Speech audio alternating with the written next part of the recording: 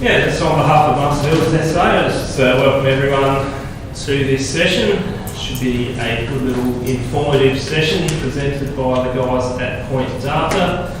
I'm not even going to try and explain to you what they do because they are more than capable of doing that in a much better fashion than me. So I'll hand you straight over to Ben from Point Data. I'm the Development and Technical Manager here at Master Builders, a planner by background, designer, and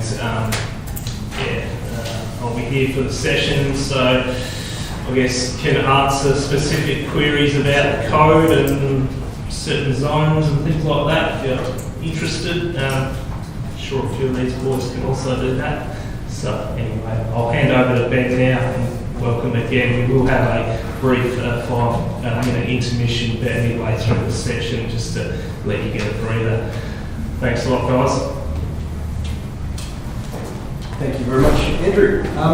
Yes, as Andrew said, my name is Benjamin Russ. I'll be the seminar facilitator for this afternoon. I'll also be presenting one or two of the modules in today. I'm also the head of planning and delivery at Point Data.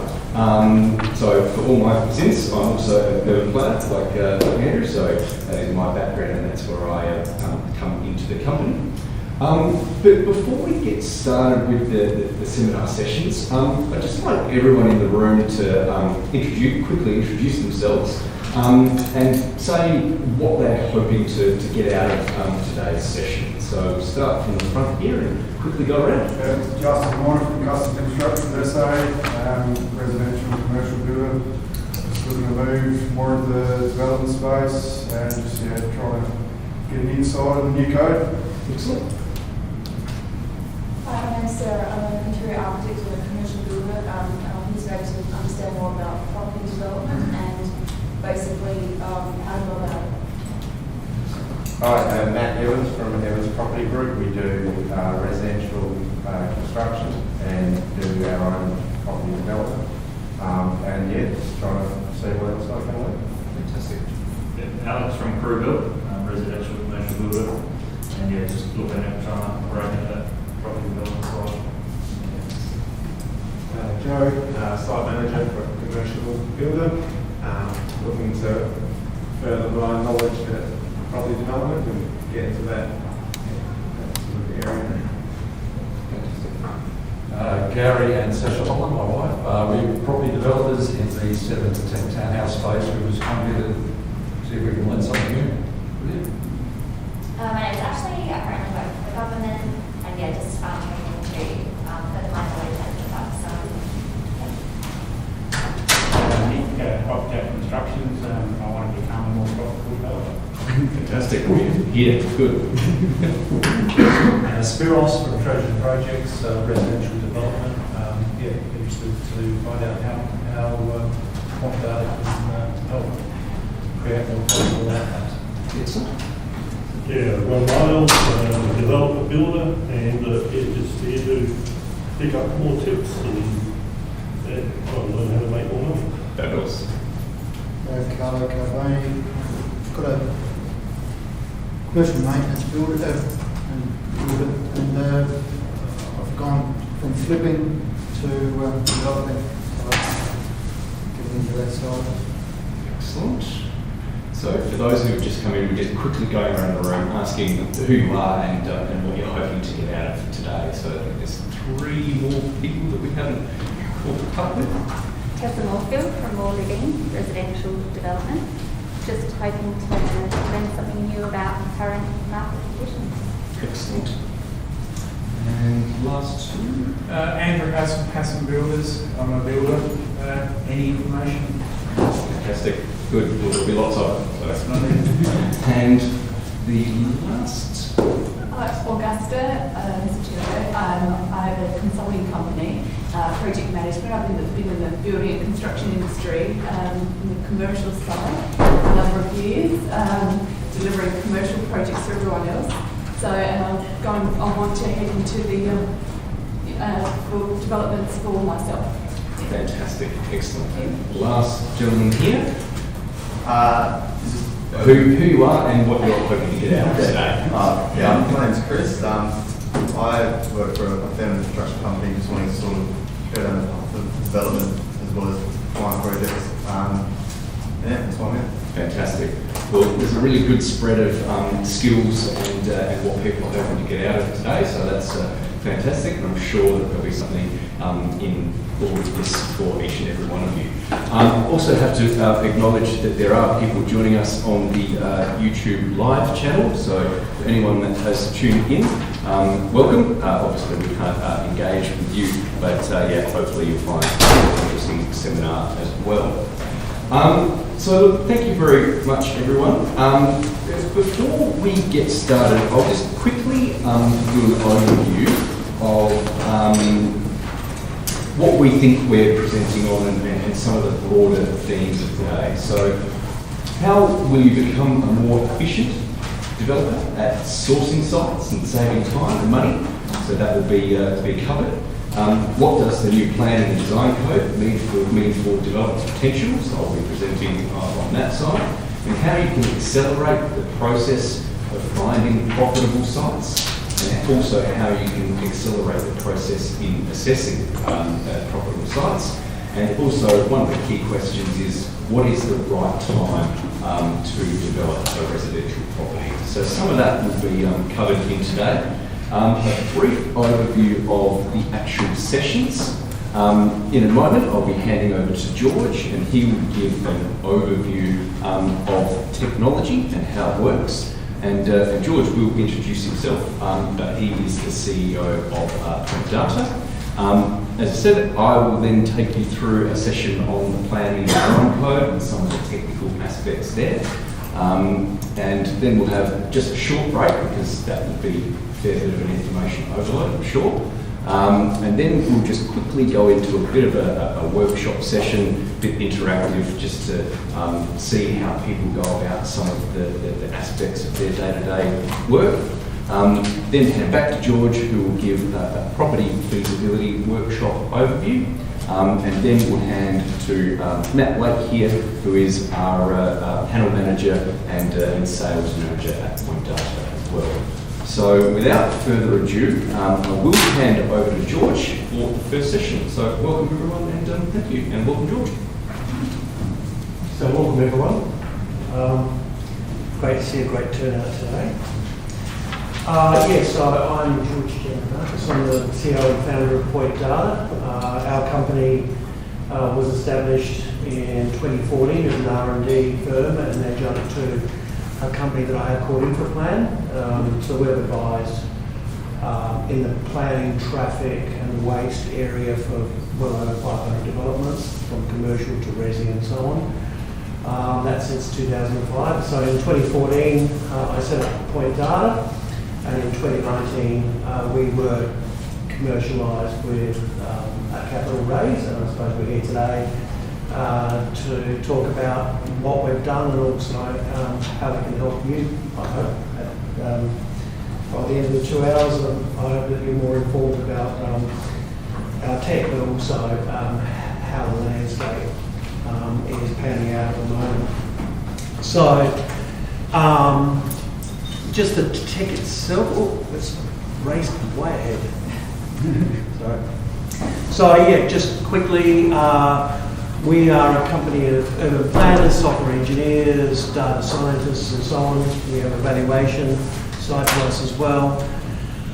We currently have products and data for builders and developers, but also we work in the community housing space for government at the moment, as well as banks. So we've secured a recent deal with a large bank, as well as the real estate industry. So we're basically rolling our tech out across all 5 states. We've obviously finished South Australia, and we've almost finished the rollout in Western Australia as well, and next is Victoria. Please don't hesitate to stop me and ask any questions of clarification, but I think at the end of each of the sessions we'll have time for a Q&A as So that's our executive team. Ben and Matt are here. Obviously, we have a chief tech officer, and Nicola runs our operations and finance area. So we have two technologies. The first one is what are called automated valuation models. They're used by big companies like CoreLogic, AVM for domain, and so on. And we basically use software and models to value a city. And so we're the first tech company in Australia to have a relationship with a registry. We value now all of South Australia, that's 700,000 properties every week. And then we electronically API that to Land Services SA. On the slide on your left shows you how nuanced it gets from low property values at the entrance to the runway to even the way values across the suburb line, valuing high around a golf course or valuing low around an industrial interface. So, and I'll talk about why I can do that in a minute. We are also the first company in Australia to value land, so we don't just do the capital side. Reason for that is we've invented that land valuation model because that's at the heart of the profit model that helps the building and development industry. On the right-hand side, what we've done is also develop a suite of algorithms that take the planning and design code and actually automate the subdivision process. So it doesn't automate the building part because that's a very complex part, but it automates the entire subdivision process. So as a result of that, we're able to identify all development sites within a planning zone and their yield in terms of the maximum yield, but also the development type that can actually be built on that site. We also then use the land value to determine the land value uplift, so basically the profit in the land, and I'll talk about the importance of that. So we do that also every week, 155,000 sites in Adelaide, and I'll take you through that list and what that means. So it's pretty incredible tech. We've got supercomputers built around this so that we can run this every week. As you can imagine, millions and millions of data points which AI or machine learning is juggling in this 3-dimensional or 26-dimensional space, but I won't go into that. So just a little bit about automated valuation models. Historically and still, the standard is really a professional valuation. Obviously, a valuer can walk into a home and look at improvements. An algorithm can't walk into a home. But what an algorithm can do, or what our AI can do, is juggle a lot of other things. So we look at things like whether it's near the beach or in a tree-lined street or close to a school. And all of that data is fed into Valerie, and Valerie juggles it all and determines what the valuation is. That's very different to other valuation models. You would have heard of Adonic models in the past, and most of our competitors use Adonic models. We're into the AI space, and we built ours from the ground up.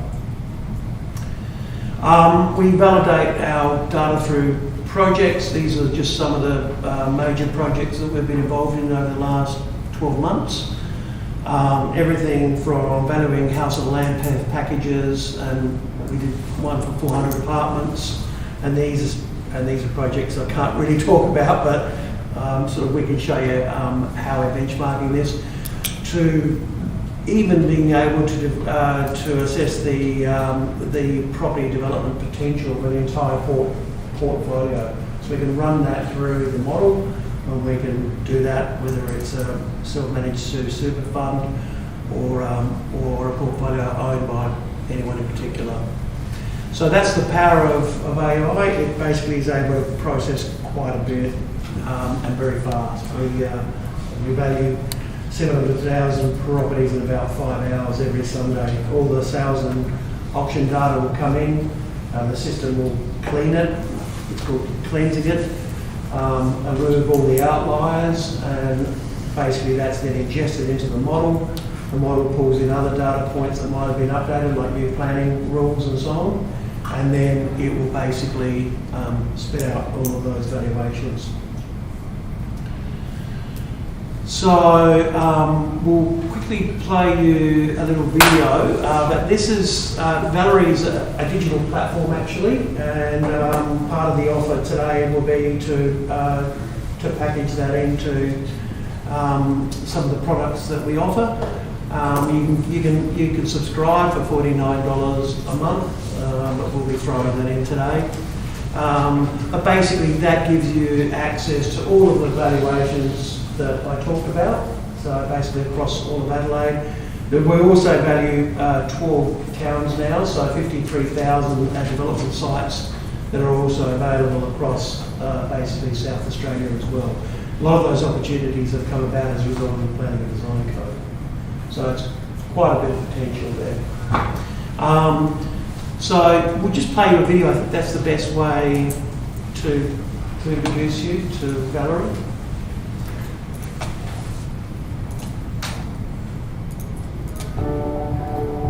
Valerie instantly gives you property feasibility, profit and purchasing insights that normally require a team of property experts to deliver. Valerie has partnered with and ingests data from multiple reputable registries. It's trusted by banks, developers, builders, along with leading real estate agents who use Valerie to make the right decisions about hundreds of millions of dollars in property value and transactions. How does Valerie work? Simply type in the property address and reveal real-time recommendations on buying, developing or listing. Behind the search bar is the latest generation of artificial intelligence software that gets smarter the more it learns. Valerie learns from millions of points of property data. Nothing else provides this level of accuracy to know the value of land, both on and off market, the value of buildings and the value of property as a whole, along with the profitability of development sites. Valerie also predicts value by understanding context of local services, infrastructure, street appeal, and the size and shape of land. Valerie also knows how significant land value variations are on the same street, removing expensive assumptions. You can subscribe to Valerie as a service for property opportunities to be sent to you based on your needs and risk profile, or simply purchase the report that suits your need. Valerie gives everyone access to high-quality, real-time data to make bigger and better property decisions without relying on luck, a lot of legwork, or a mixture of both. Ask Valerie today. Thanks. So that's just a very quick tour, but you can get on there and play with it, and obviously we'll be providing access as a 14-day free trial at the moment. So I'll now hand over to Ben. Are there any questions in relation to the technology before I move on? Anyone with a burning question? Or non-burning question? Is it just like the residential or across the board? It's residential at this stage. We are finding commercial sites for agents at the moment. Obviously we have the tech, but we're not valuing it. We're just using our tech to actually find those sites to a specification, so we can do that. But that's part of our consulting arm. So when you, the valuation, say for, like I said, bring up an address, would that valuation be any different to the CoreLogic valuation? Or is it striving to that? Well, we're striving to be better than everyone in the marketplace. Yeah. We'd like to think that we're more accurate. Drawing from the same database, or?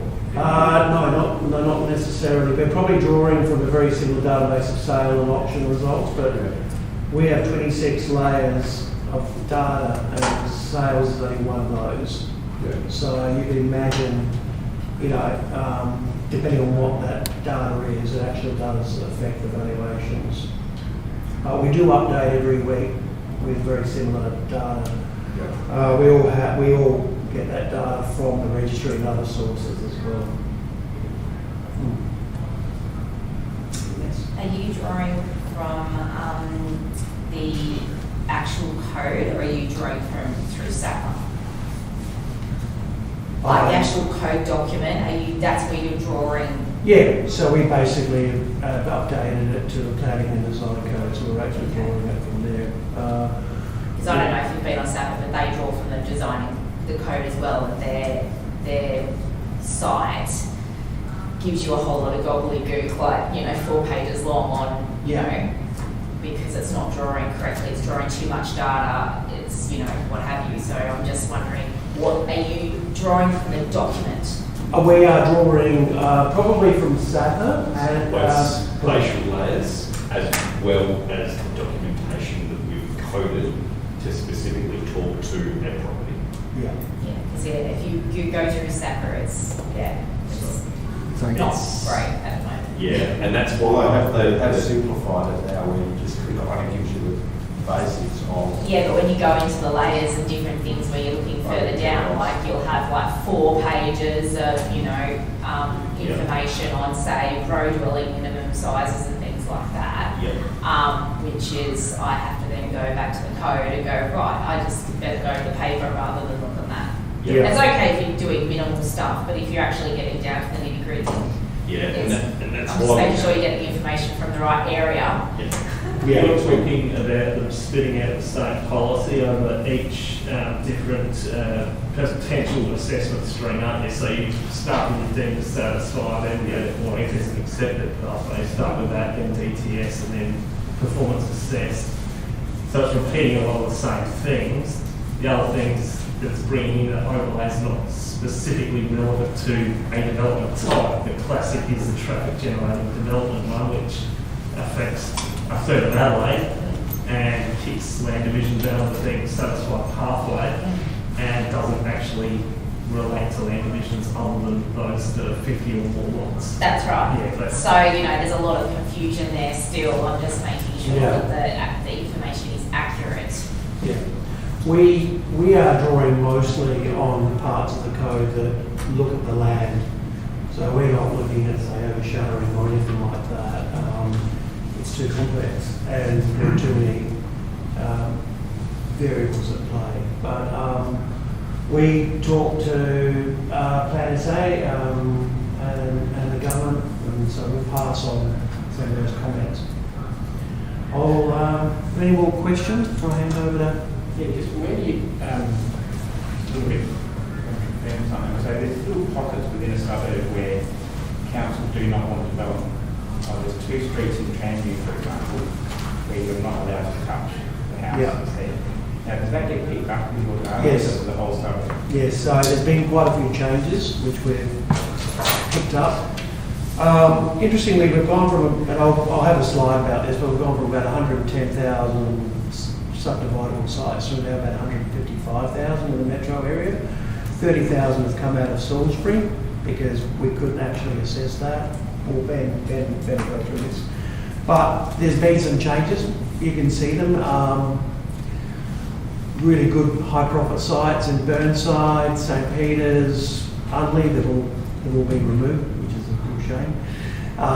But that's also a good thing, and everything does change. And then on the other hand, we've got about 22,000 new sites that have come on stream as well. So there's a really big opportunity on that side of it as well. All right, I'll hand over. Is there any more? No more questions? I'll hand over to Ben. Thank you, George. Yes, this session I've called Navigating the Planning Design Code. It was called Understanding the Planning Design Code, but there's still a lot to play out in the Planning Design Code. It's only been active for 5 months. There's not a lot of precedence that's coming through council assessment panels and whatnot, so we still have a journey and a way to go with the Planning Design Code. But I'll give you an overview of some of the key fundamentals and some of the key aspects that one, you should look for and try and understand or navigate, but 2, it's also a bit of a prelude to how we have coded, understood, ingested and indeed overlaid the planning design code onto our database to assess individual parcels as well. So with that in mind, I'll jump in and start giving you a bit of an overview of what the planning and design code is. This is some of the governmental guff that we've been provided. So it's a once in a generation change to the planning system, and that is correct. We had development plans that were around for approximately 30 years, and they have been chucked out or overwritten, if you like, by the planning and design code. So it is the one planning rulebook across the entire state, as opposed to the 72 development plans that we had previously. A key platform for the government in changing this document was to simplify the amount of zones and policy areas that were written into and that had developed over many years in development plans. And they have simplified that to only have 70 core zones in the planning design code. So the general neighbourhood zone, the housing diversity zone, suburban neighbourhood, established neighbourhood, probably, and housing renewal zones are probably the key ones that residential developers will be needing to become aware of and understand. But also the new code contains overlays, sparingly uses subzones. They're quite sporadic through Adelaide. And it also provides basically all the rules that are needed to develop and what type of development is allowable on one parcel of land. As I said, here the go-live date was the 19th of March. So as I said, we've still got a fair way to go. So the actual structure of the planning and design code, and it helps to think of this in a spatial sense for the first 3 dot points there. So one, there are overlays that are they do contain policies and maps, and they are spatially applied to areas or individual properties.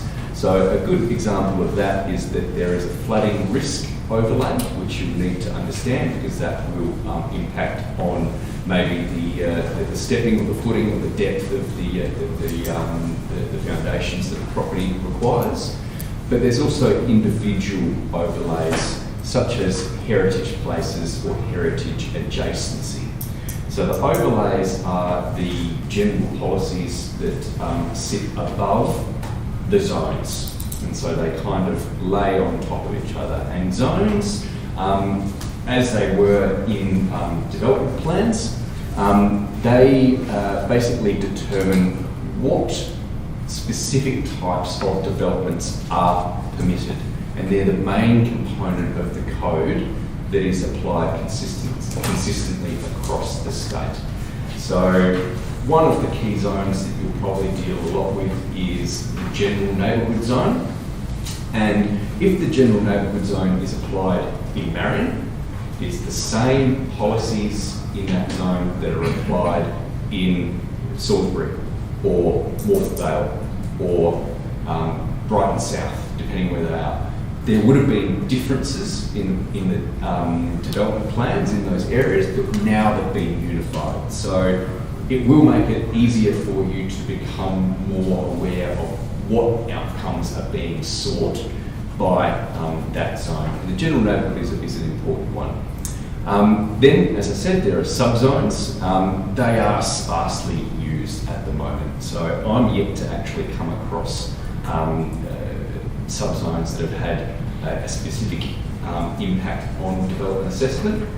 That being said, it's something that you probably do need to be aware of if they do apply to a property.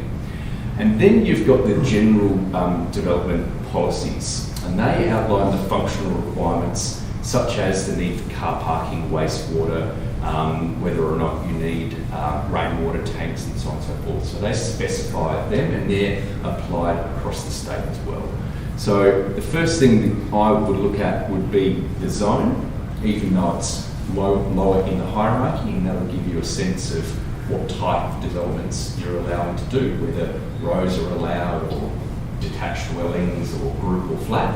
And then I look at the influence of overlays and subzones, and then general policies to diversify binding and finishing touches of car parking and so on and so forth. So that's a bit of the structure. Some of the interesting key terminology that I think that might be useful is basically the deemed to satisfy and performance assessed. So deemed to satisfy is probably the easiest assessment pathway that you will come across, and that's if you're meeting all of the requirements that are set out in that zone. So if you're meeting the frontage requirement, if you're meeting the private open space, if you're meeting the allowable allotment size, they're pretty much tick boxes. And if you meet all of those things with only minor variation, you still don't know what minor variation means, it basically gets the tick box and goes through an assessment pathway that has very little friction.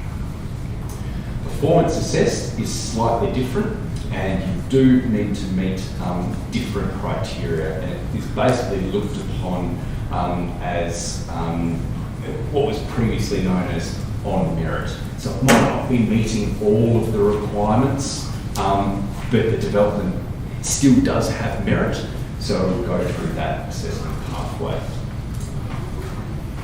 And finally, some of the other assessment provisions that you probably need to be aware of and are the deemed to satisfy designated performance features, which are here, or technical and numerical variations.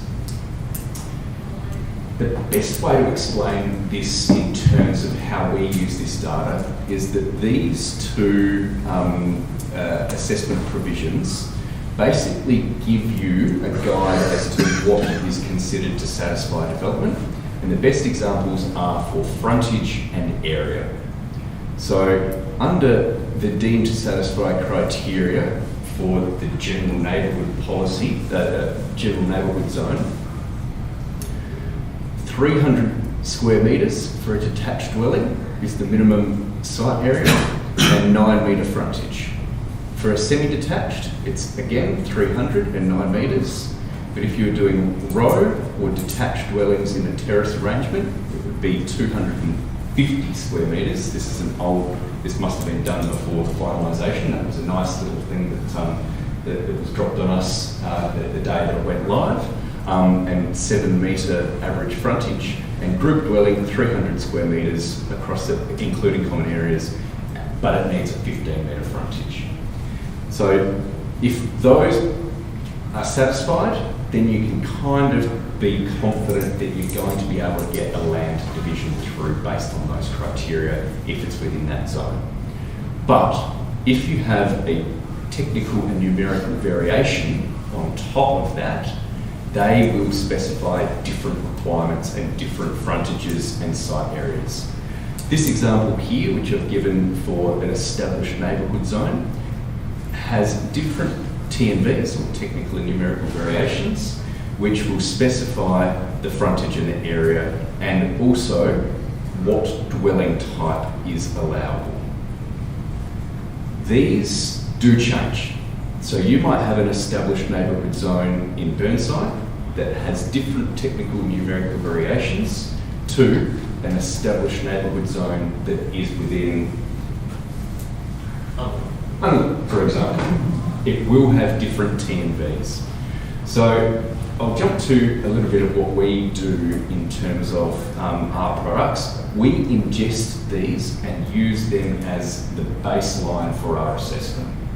We correlate that exactly with individual properties, so we know what the frontage is and we know what the area is based on cadastral information which we ingest and assess, and then we can determine from these designated performance features or TNVs what is allowable on that parcel of land. So I kind of said that there. We use the minimum frontage and parcel criteria in the planning documents to determine the allowable allotments. We couple that with some of the land value algorithms that we've got, and we can actually give you a land value of the resulting subdivision. And Matt will take you through some of the products that we've got that will demonstrate that for you.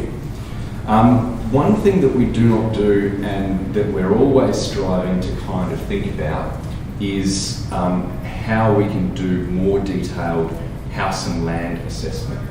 At the moment, we don't do that because there are so many different designs and there are so many different design elements that play within the space of private open space, allowable minimum areas, setbacks, tree planting, and so on and so forth. And it just becomes too difficult to assess because of the changes and the finer nuances of house design on top of that land. But what we do give you is the allowable allotments that you would get on any parcel of land. We also tell you if that is a group dwelling, semi-detached, rows, flats or groups, there being the 5 categories of dwellings that we have here in the South Australian system.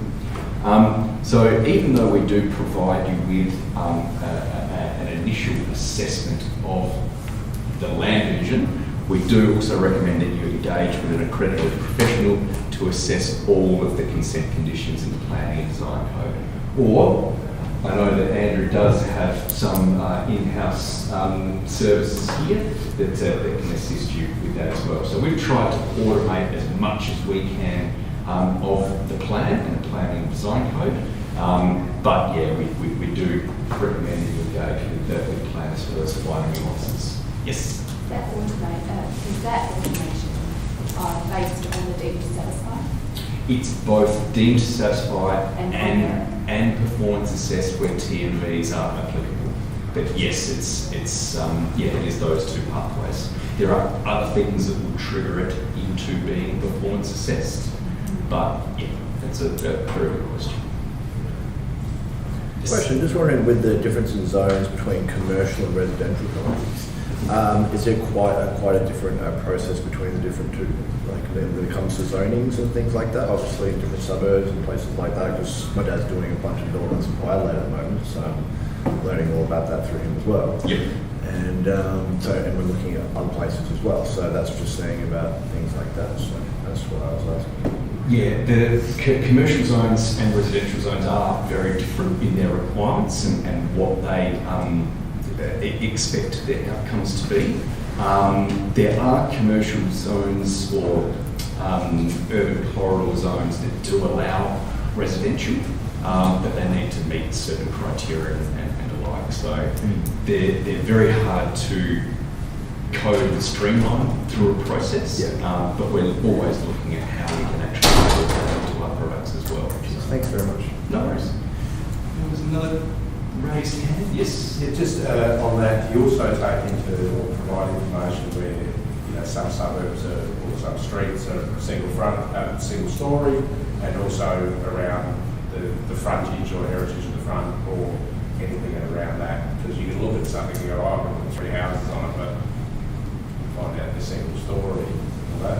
Yeah, Heritage have been kind enough to highlight a lot of those for us, so we do flag that. And if Heritage triggers it being non-compliant, then we don't produce a report on that.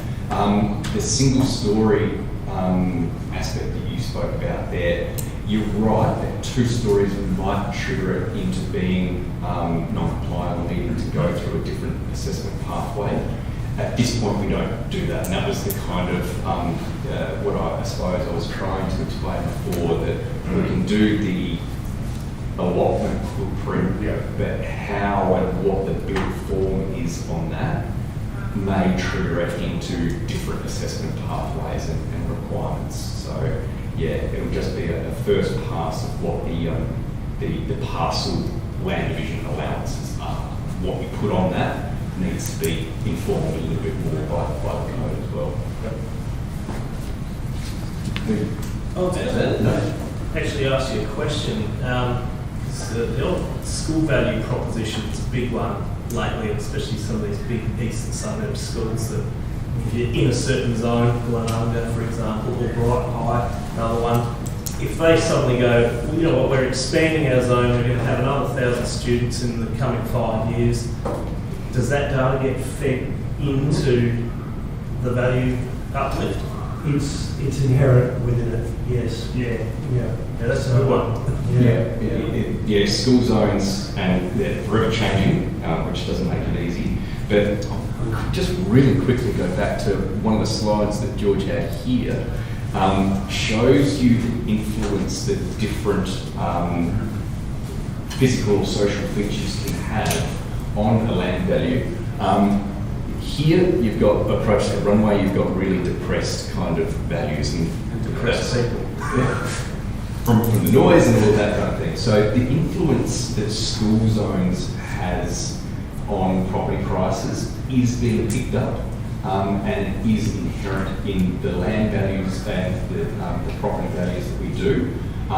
It's interesting, we have actually done a little bit of assessment on that, and it's not a huge impact on property prices, but there is a significant impact on rental demand and rental prices within that. So from an investor's point of view, if you wanted to develop within a certain school zone, you'd be getting really good rental returns as from that, but from a property value, it's not as stark. But it's a really good question. Yeah. Any other questions? I know that the terminology, and I'm trying to condense basically 2 or 3 years of really good work by an entire department. Which resulted in the planning and design code. I'm trying to condense that into a 20-minute presentation, so it's kind of hard. But are there any other questions relating to the structure of the code or terminology that you've come across in the code? No?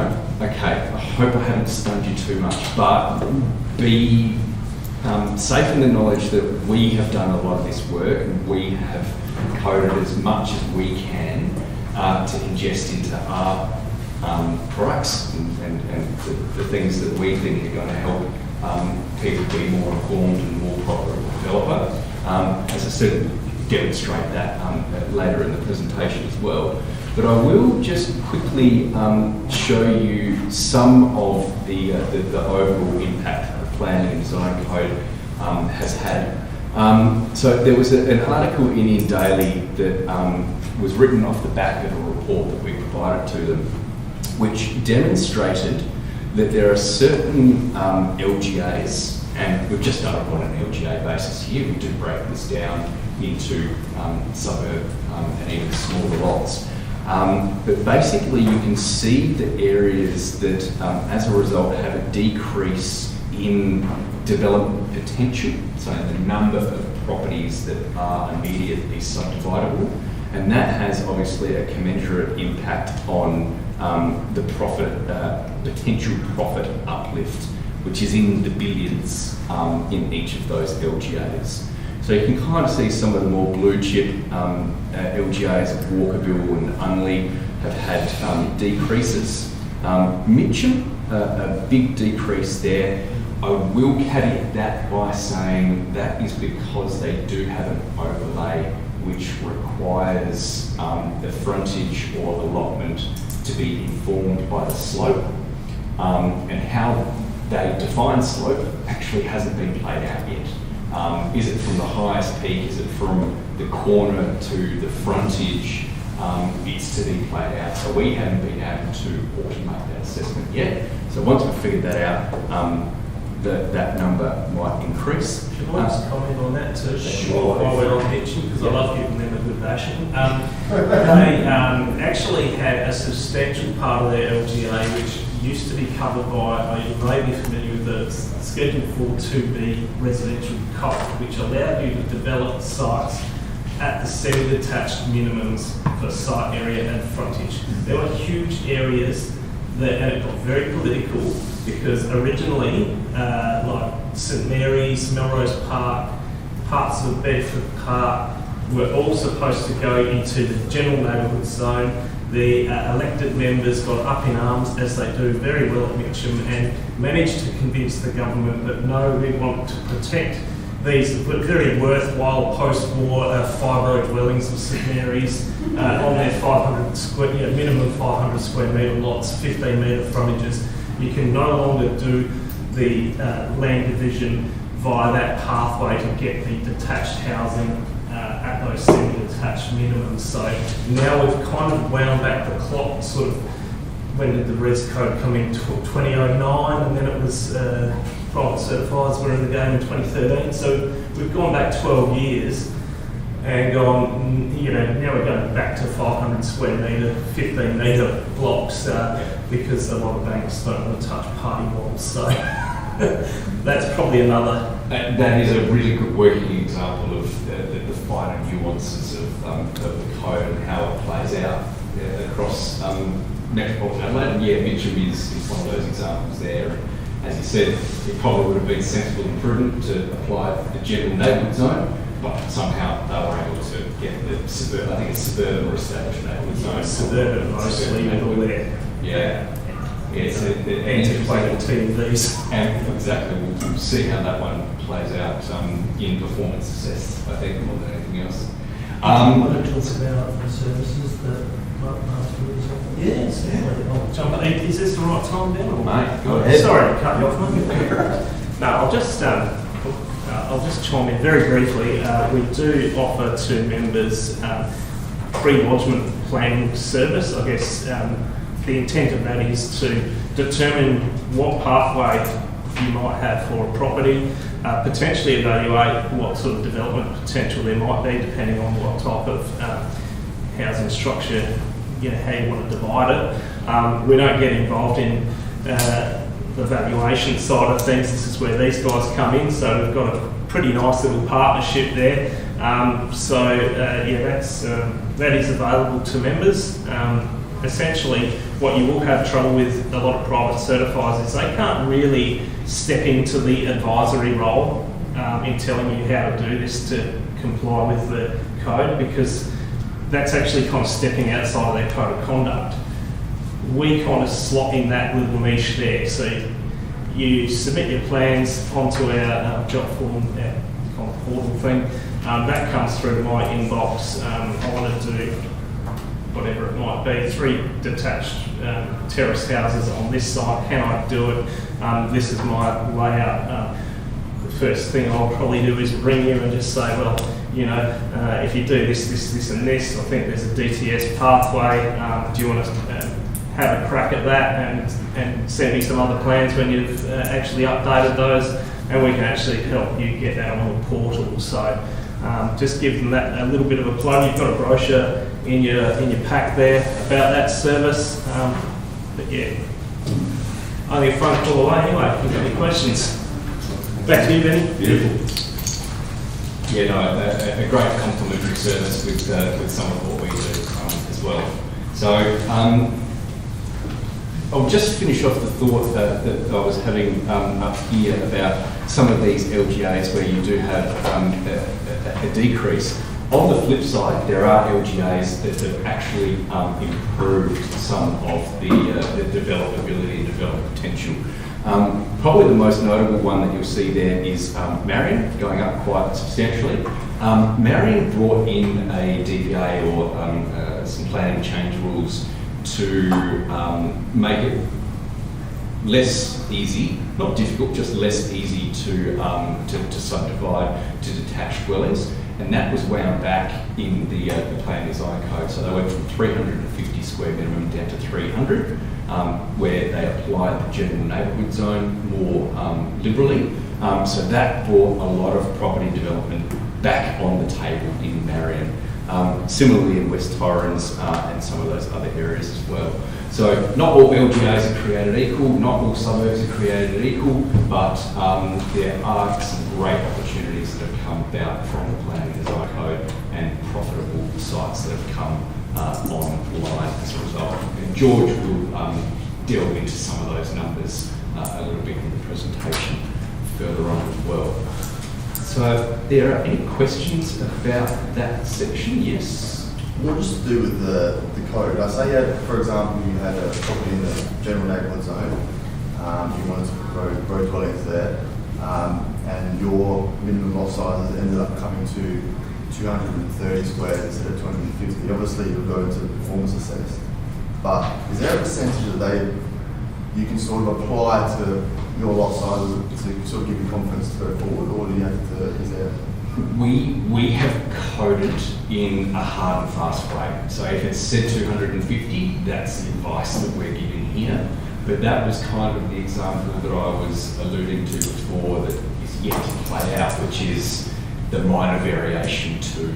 And planners are still a number wiser yet as to what that minor variation might be, because it hasn't been played out in CAPs or council assessment panels or assessment pathways. So we also do an assessment with a 10% threshold, where if a frontage or an allotment doesn't meet the requirements by 10%, we can flag that. But that's kind of an in-house thing we've got at the moment that we're tinkering with. Is there any plans to sort of update everything to sort of show? I'd love there to be, and that's why I'm always keeping our ears as to what is going through council assessment panels at this point.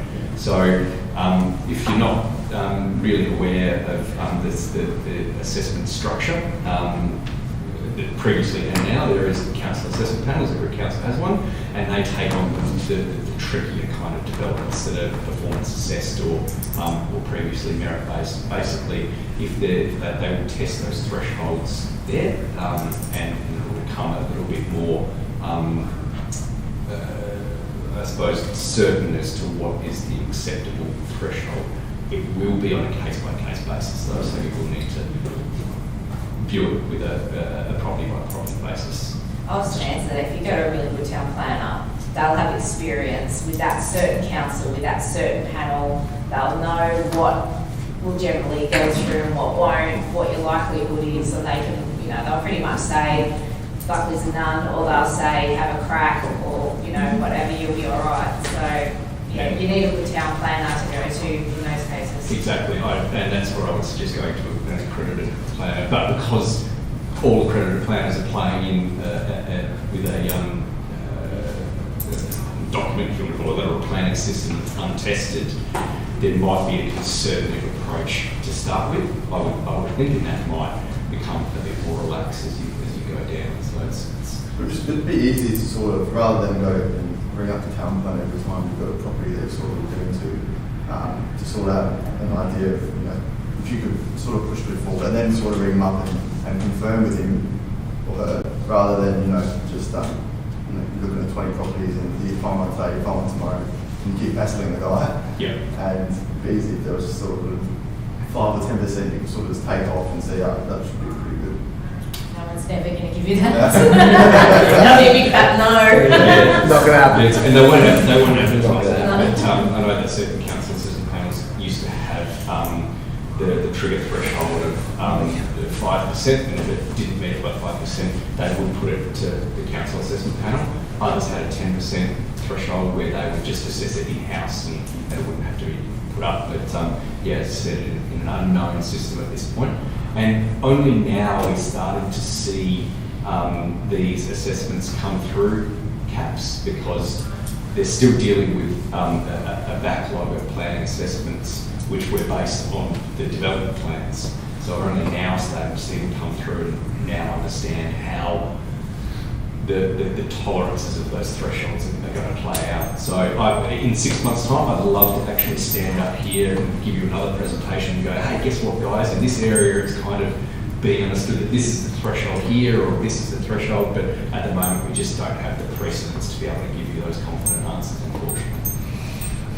One thing that the planning system lacks now is desired character statements. So that's played out really interestingly, because you've got policies that I would say are left hanging.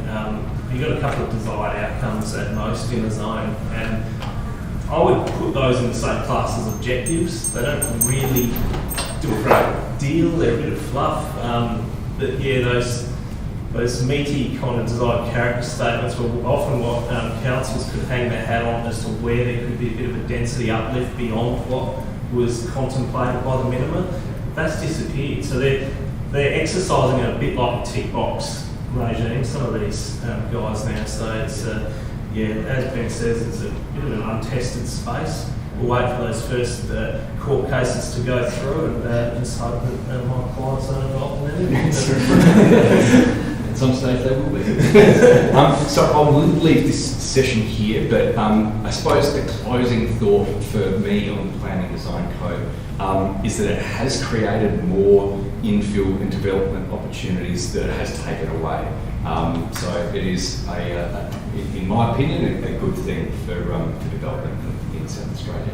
Now, I know that I've just gone on and on and on, so I'm going to give you guys a 5-minute refreshment break. If you, the toilets are down the hall and to the left, be careful of the step. Yes. It's a doozy. But yeah, refresh yourself and we'll come back for other sessions. Thank you. Glad you mentioned that step. I think I tripped on it yesterday. I've been in for 7 months.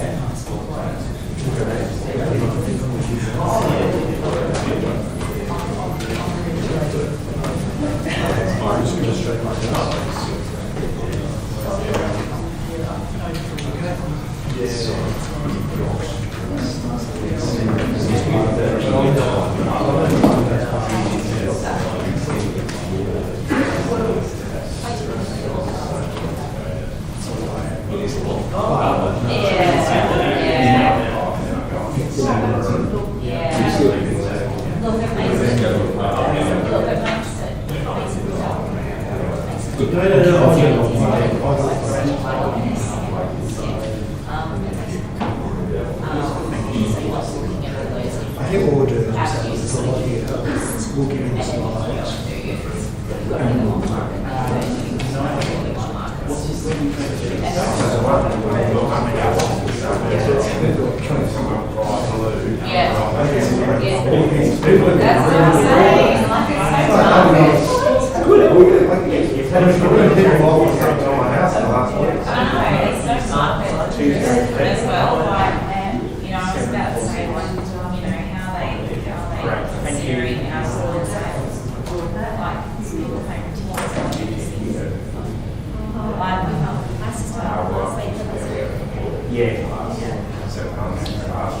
Finished two last year.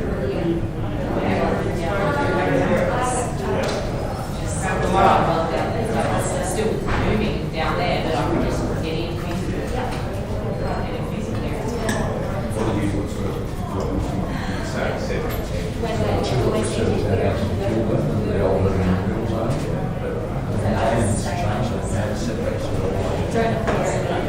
Can't get the density zone.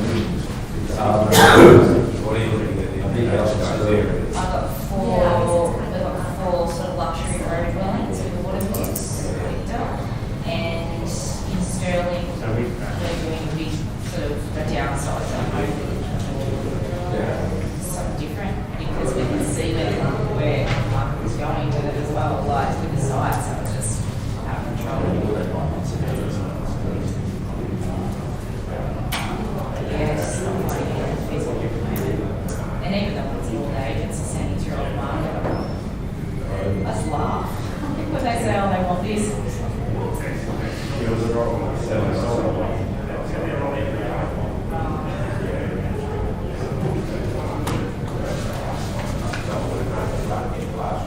Yeah.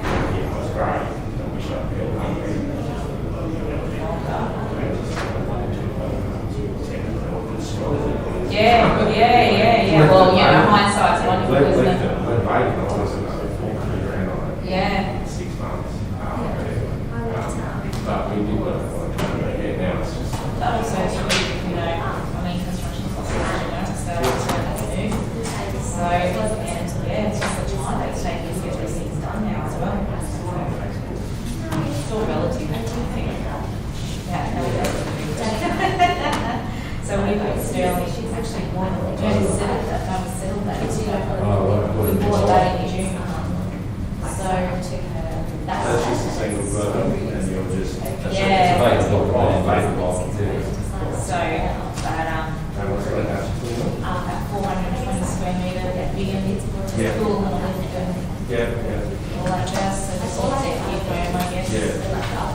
Mainly for like people who know their yeah, so. Attached to the overseas. How did you come up with that? So that's was that just wood detail or? Memorial station as well, so, Always Sterling's replaced. We're originally got white Sterling, we got to do a roof. We always thought Sterling's a good area. It's still, I mean, I know it's very helpful, that's very helpful.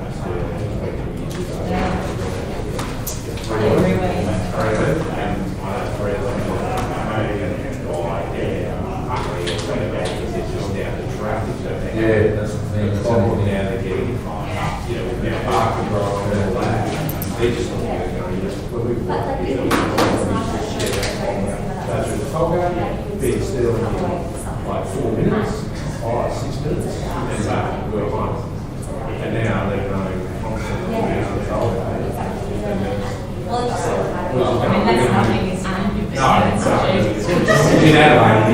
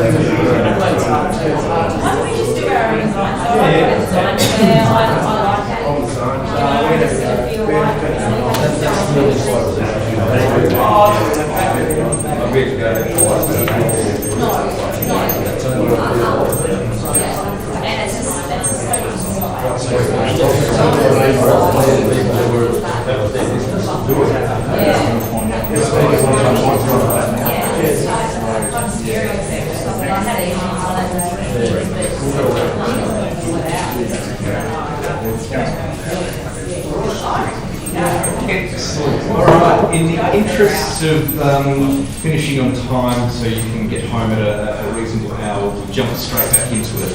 I'm going to hand over to George in a second. But before I do that, I just need to make mention that there is a survey in each of your packages which is on tonight's sessions. I've been asked by master builders to highlight that. If you fill that in, you can actually hand that to Andrew at the beginning of the night as well. But I'll hand it over to George now, who's going to take you through some sessions on property feasibility and land economics. So, George. Cheers, thanks, Ben.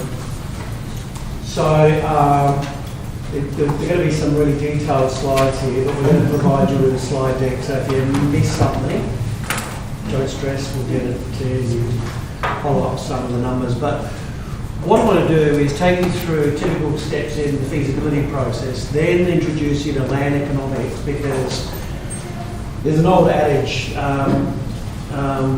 most clever developers know that the profit is in the land and the build is in the vehicles for delivering that. Now, that is, but we've been able to crack that, and that's part of what we've done. And why this is different to, a lot of people ask, well, how's this different to Archistar or Estate Master or whatever? Just a different way of doing things. We're basically turning the traditional feasibility assessment on its head and going very fast to find good high profit sites without actually having to go through the entire process. So it is a different process.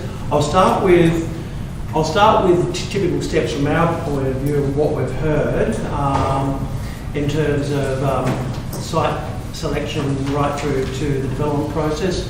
I'll focus more about the sourcing of a development site because people do that in different ways. They might search in Domain or realestate.com, might do owner approaches of off-market sites. Some drive around and walk around the streets and pick out an old house that's run down and know how wide it might be in terms of what they're looking for. Local knowledge, a lot of builders operate in their own little areas, we've heard. And then there's the rapid assessment software and filters as well. None of these approaches guarantee a profitable site. You've still got to cycle through the next two steps, which is reviewing a site design.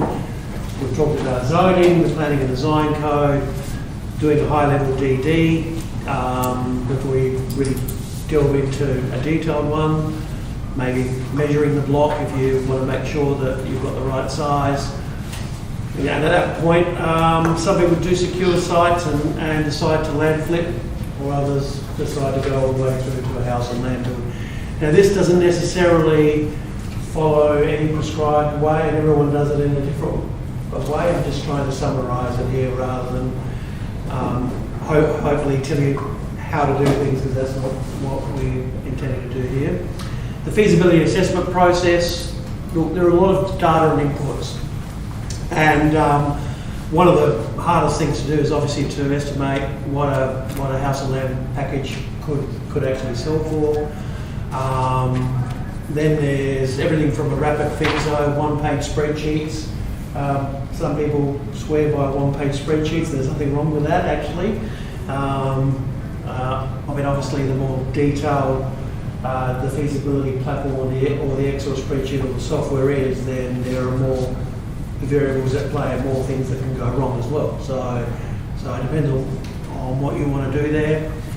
And obviously, I won't go into the approvals and pre-construction. I'm sure that all of you know how to run that process and how to build. But what I wanted to focus on is these three steps, and that takes a lot of time, and you might have to go back to square one if indeed that didn't play out the way you wanted it to. So the conventional property feasibility model, and a lot of you would know this, is determine the sale price per unit or house, then estimate the revenue, set the profit margin, nominally 20% or 30% or for 10% in some parts of Adelaide. Then determine all the costs associated with that, whether it's marketing, fees and so on, through to GST, then work through to the construction cost per unit, whether you're buying off the shelf or you have your own product. And then that leaves you with the residual land value, which is basically just the purchase price of the property that you're looking at. So most of you would know how to do that. The problem with that is a lot of these spreadsheets and rapid assessment software as a service platforms require a lot of assumptions. You're still going to have, there's still a lot of guesswork unless you really know your area and you really know your product, you really know what sales are doing in the area. But still, there is a lot of guesswork. So it also locks in this residual value driven process, I call it, locks in the user to numerous assumptions and the set profit. So what we've done is by estimating the land value and by doing all of that work, we're basically telling you what the profit is rather than setting it. So it's telling you what it's going to be. And I'll take you through that. If you were to cycle through all of the 155,000 of Adelaide sites, and said it was 30 minutes per site, well, that would take you 3,300 days or about 10 years. So we'd like to assure you that we could do that instantly, and we have, and so we've taken that part out of the process. In fact, we spoke to 2 young developers who said that they spent 2 days a week, there was 2 of them. It took 3 months to assess several hundred targeted sites and only, so it can be quite a lengthy process. Platforms, as I said, rely on a number of inputs, and then steps 1 to 3 can take a long time. It depends on how much sort of effort and accuracy you want to put into it. But obviously, a poor decision can lock a developer or a builder into a project for months, if not years. So you really want to make sure that you are sourcing the right site. So I'm going to take you through, this is the painful part, some land economics.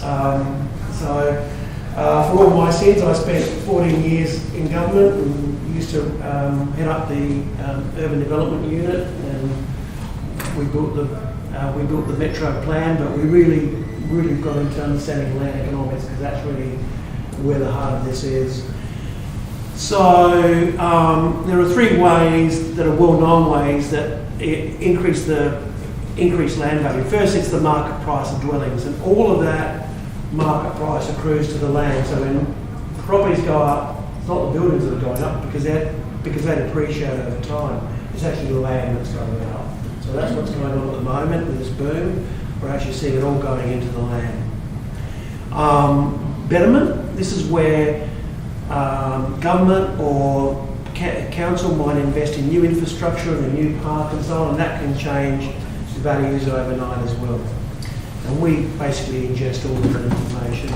And then there's rezoning. Obviously, a rezoning can actually change the value of land overnight. So this is sort of just showing you where that betterment accrues, and obviously that ends up in profits, but there's also a margin to be made by through rezoning by being able to build more dwellings as well.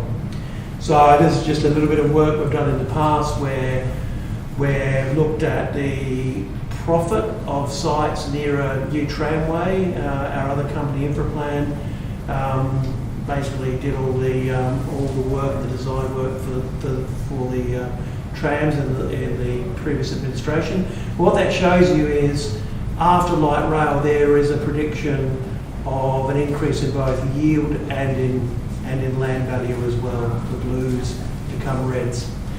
So what we're trying to reassure you with is when new projects do come in, we try and ingest that into the model in the same way that school zones also change land prices as well, although not as much as what I thought it would.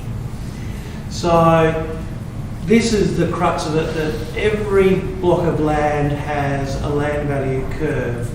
And so the mere process of subdividing land can result in land values going up to 200 to 400%. So that's where the profit lies. Even the subdivision of a quarter acre block can double the land value per square metre. The building or the build part, I mean, obviously we'll deliver anything between 0 and 40% margin in the build, but really most of it is in the land, and we'll show you an example of that. So taking a very large parcel, 4,000 square metre per parcel at $150 a square metre, and dividing it into 8 lots of 500 square metres, you can see that's sort of $500 a square metre, and that's the uplift. So the higher the amenity, so we're talking about burn sides and unlead, the higher the steeper the land curve, so the more profit you make. So whether you're beach side, whether you're on burn side, so basically, yeah, you make a lot more when you subdivide land. So that's the theory. Imagine what we've done here is every property has a unique curve, and the system basically updates this curve every week and works it out for every block of land. We're just going to do a very quick worked example. A little bit of our software being used here, but it was just really to demonstrate how that land and property margin plays out. So this is an example pre-COVID, because everything's going nuts at the moment. So this is in 2019. In the northeastern suburbs, block of land, we valued it at $920,000. Very large parcel and a large frontage of 33 metres. And our algorithm spat out these options: detached, double detached, semi-detached group, and so on. And that shows you the parcel size. We are developing software at the moment, and we use it for government actually, where we also apply a dwelling size based on what the quality and the size of built form is in a particular area. And that's still in trial, but you can see that that's the average size of dwellings on the right-hand side for those styles in that particular area. So in this example, there are 6 townhouses or 6 rows, 170 square metres in GFA floor area, and so our model said that the estimated sale price per dwelling is $639. The development cost per dwelling around $387,000, and that includes basically all of the fees and so on. So under this model, using the residual land value breakdown, but not in the way that that a usual model would run it, the profit margin is $593,000. The construction costs are around $1.48. The development costs are $842, and the purchase price is $920. So that's how you would break down the revenue, which is basically 6 dwellings at $639. So the difference is in what we do is we look at the uplift in the land. So imagine that curve now being broken down into numbers. So that's number of parcels. So that's the original parcel, $442 a square metre. And the land value, not the purchase price, which is the capital value, which includes the build, is $714,000 here. And then as you subdivide it, you can see the land value per square metre going up. So you can see you've virtually doubled the land value per square metre by dividing it into 6 lots. And so you've increased your land value from $714,000 to $1.527 million. If you break that down in terms of the profit margin, the purchase price is $920, the demolition fees and the subdivision cost is $156, and the gross profit on that would be $451,000 or 42%. So you can see that most of the profit accrues to the land. If you were to sell this same lot of land as land lots, there's a lot more accruing. In fact, this next slide shows you that 3/4 of the profit accrues to the land, and about 1/4 accrues to the build. So if you can work out where that gem is in terms of the land value uplift, then that's the one that you should go for. Look, even in this one, build cost per unit is $246, profit of $23,000 per unit, which is still a 10% margin on the build. But if you want to become a developer, it's really in the land, and you've got to find the right land that will make you that as a margin. So that's what our tech does. You can also play this in another way. If you were to break this down, the build rate here, and this was pre-COVID and before all the materials and trades went up and went nuts. In this particular area in the northeast, $1,450 per square metre in terms of build rate. If you include all the development fees and everything, it's about $1,640. So development cost per dwelling would be about $387.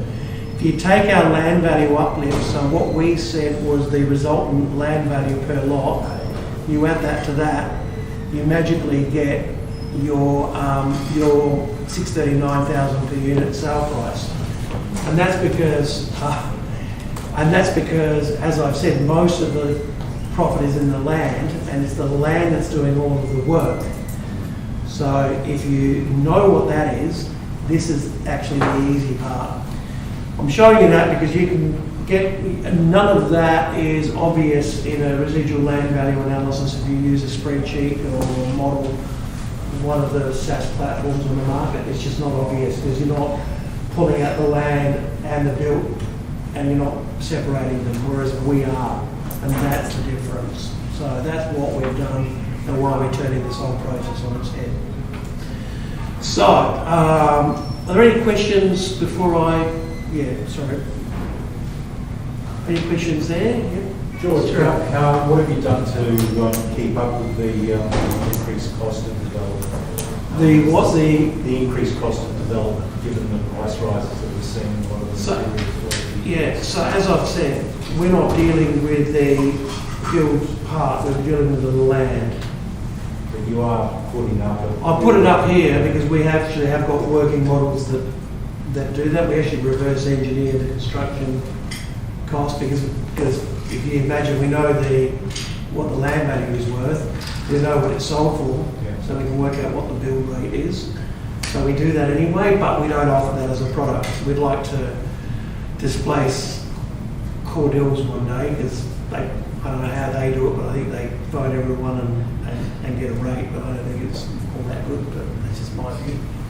So yeah, we do it, but we're focusing on the land here. I suppose that's the whole basis of our product and why you focus on the land, and because of our tech, we've been able to determine that across the board, across that way. So, any other questions? So in the report, sorry, George, there was a comment. Oh, sorry. In front of you. Thanks, mate. Just wondering, with the profit margins you're talking about, is that including taxes, stamp duty, things like that, or is that without the tax? We did include some of that, but not all of it. We did include GST because that gets messy because everyone treats it in different ways. So it was just the basics. So the LTOs. So that's what I'm saying. So I reckon that would probably not be the exact amount of probably. No, it's not. Could be a little different down south. So that's more of a gross profit. Gross profit, the net profit, Yeah. But we're just doing it to highlight it as an example, really, rather than super accurate. Thanks for that. But in the report, what you'll see is if you download a property development potential reports, we've basically developed one of these for every site in Adelaide. You'll see that land value uplift and land value per lot and the land value rate per square metre, and Matt will take you through this. All of that is in every report for every single site, and every one is different because, you know, if the property's next to a nice park, it'll probably have a higher uplift than one street away. Same with beaches and so on. Imagine the model taking all that into account, so you don't have to worry about that, but it's sort of working out how much land value uplift there is per square metre when you subdivide it, unique to every single site. So that's the smarts, that's what we've spent millions of dollars on. But obviously it works because we've been basically running this, actually the house and land package side, and determining that price for some of the bigger organisations. And that's gone out to the market, and there's been, I think there was one which went out to the market to 12 builders, and everyone was saying it was pretty spot on. So that's in the report, but obviously we can identify high profit sites, and so every site is in there. Here are some gems, 11 lots yielding gross profit of 1.98 million in land with a margin on builder around 440.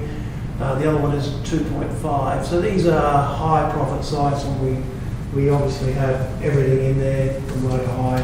And I'll take you through how you can get access to some of that information as well. So the other thing I should talk about is the system self-validates itself.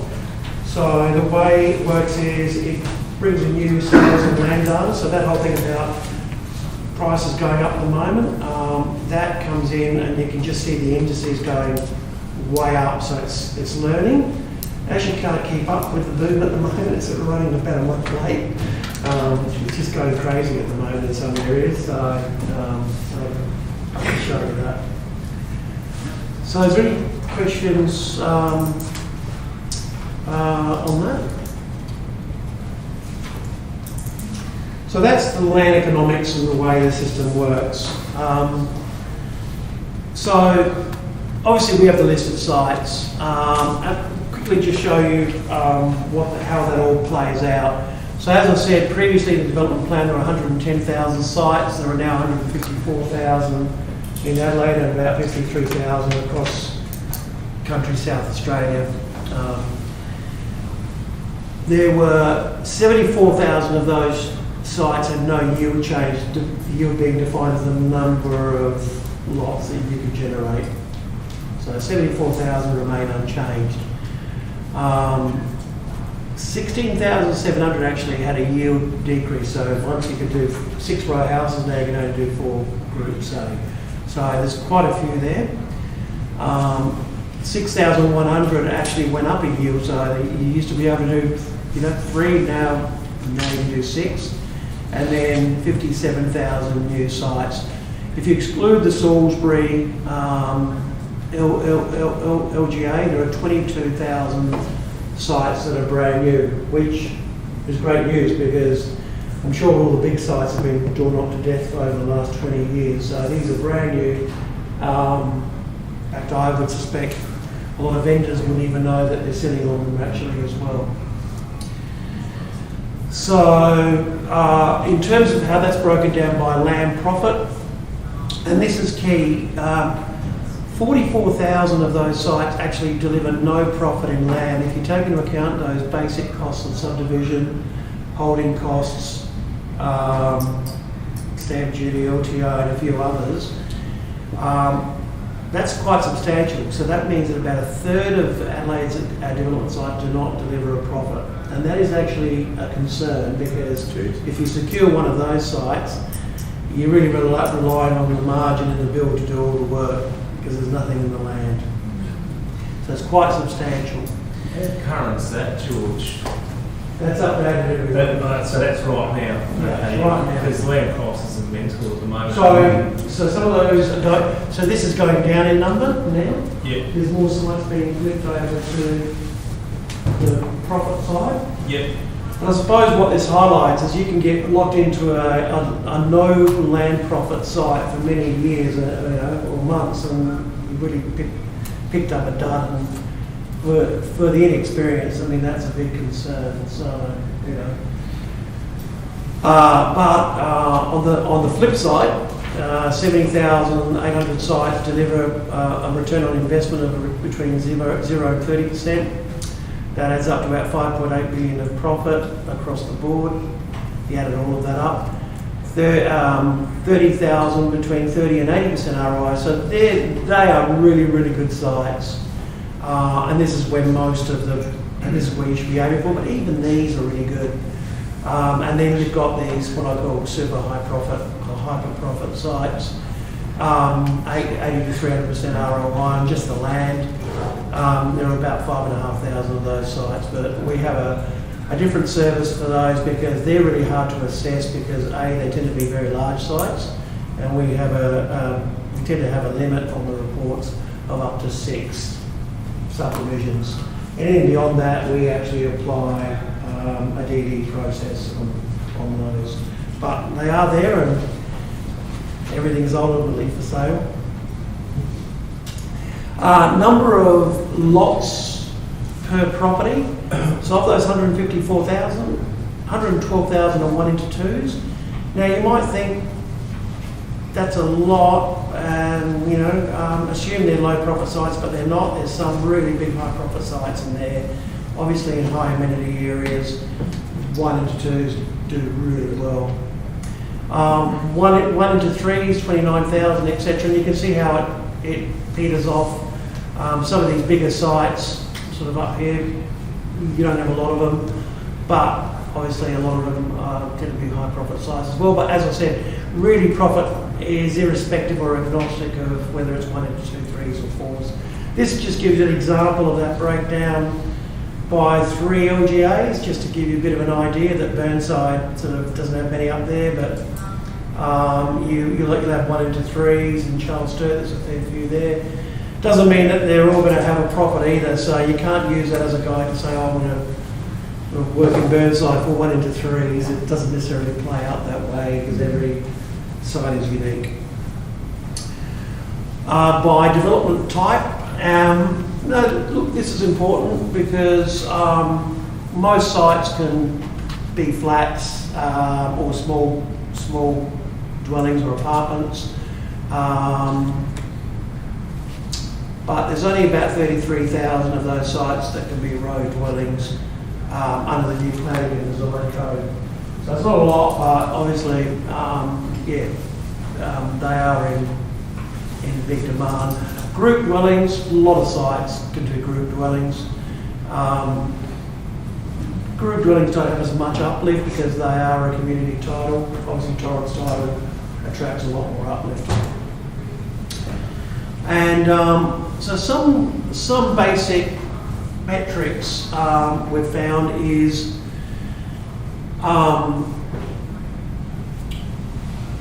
around about 25% of the metropolitan area can be subdivided, which is a big part of Adelaide. But if you look at the ones that are advertised as STCC sites, only 38% of our list of development sites are advertised as a development site on realestate.com or domain, which means around 62% or 60% of sites are actually not advertised as that. Now, whether it's with all due respect, the agent asleep at the wheel, or whether they just want to flip the site, or whether they just don't want to get into that space. I'll give you a case study, George, on that. Yeah. I heard my mother's cousin buy a property in Pasadena not that long ago. It had already gone through a rezoning process under what was prior to the planning and design code. It was the last DPA I mentioned before it transferred over. And it was then ultimately put in a zone which became, it was called suburban neighbourhood, but then ironically now is general neighbourhood. So the agent had advertised it as Mitcham Central Plains Policy Area 8, and everyone had gone on and looked at the property on footing that, you can't divide this land. It had sat on the market for close to 12 months, and a classic case of an agent asleep at the wheel, not knowing what's going on. Don't rely on agents to know about what the zoning actually is at the moment. I still see, I look at realestate.com almost every day, and there are still some properties advertised as, you know, the old development plan zone policy area. It just blows me away. We're 5 months in, and I'm still seeing that occasionally. Yeah. So. And remember, we've got 22,000 news sites. They wouldn't even know about those. Yeah. So, you know, it's quite incredible. But I look at it as an opportunity. So we uncover those, and we're tracking all on market sites, and we have the intel around the ones that are not being specified as STCC. Obviously, we're in a crazy market at the moment. There's a huge demand for off-market or on-market development sites.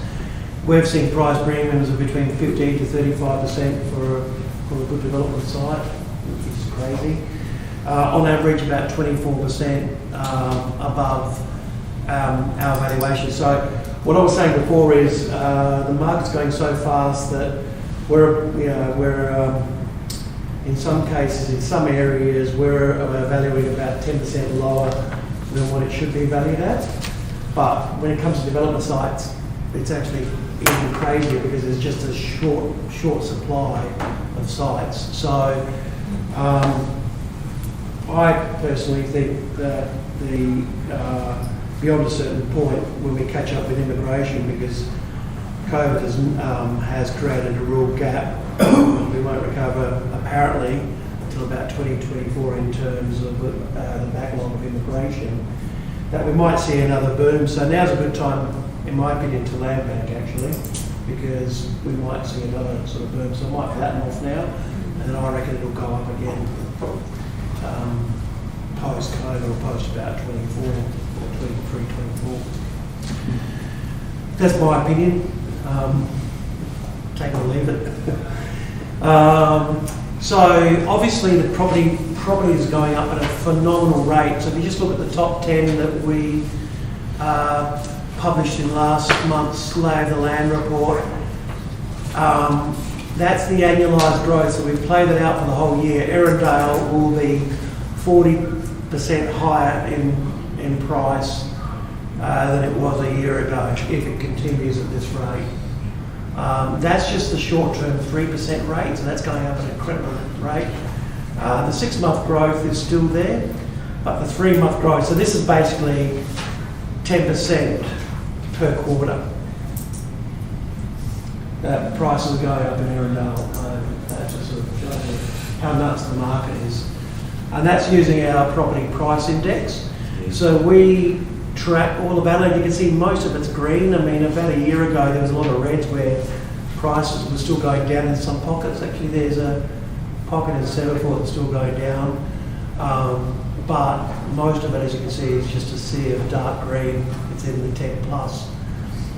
So pretty crazy at the moment. We have a very unique property price index that actually is what's called a rolling median, and it uses our tech to really predict the short and the long-term trend. So when you get access to Valerie, you'll see this for every single site. Every single site will have its own price trend, and you can apply that to your land values to sort of estimate what might I be able to sell that land for, let's say 6 or 12 months. Because it's not just the purchase price, but it's land value and the subdivided lot that's going up in value as well. Just to show you how that might play out, Matt did this earlier. So this is 430 Morford Road, Warradale. This is the report on it. It said that the Valerie estimate was 643. You could divide it into 5 lots, calculated the revenue as 1.26 with a maximum net profit on land of 432 and a net profit on land of ROI of 51.9. Great site. One of our builders or developers that are using this product at the moment sort of said to us, well, I mean, the sold price sold in May, that was in April, sorry. So this is going back to March at 760, so well above what we said.